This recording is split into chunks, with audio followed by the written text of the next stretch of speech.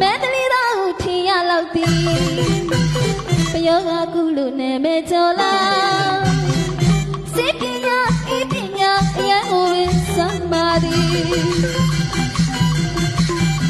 စေပညာဤပညာအရန်ကိုပင်စမ်းပါသည်မောက်ပယောဂမွေယောဂဝဲယောဂကုသပြီလူတရဝပေါင်းကိုကဲကသူ့ရဲ့ညီမမွေစရာကြီးဝေးဖြစ်ခဲ့သည်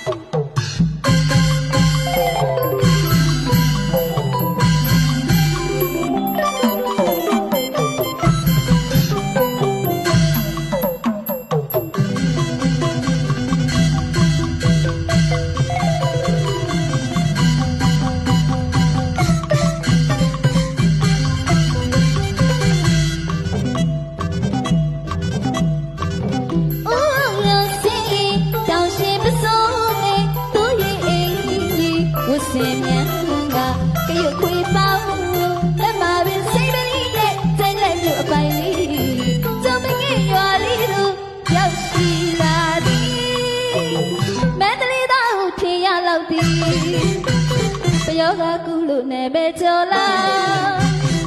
စေပညာဤပညာအရန်ကိုပင်စမ်းပါသည်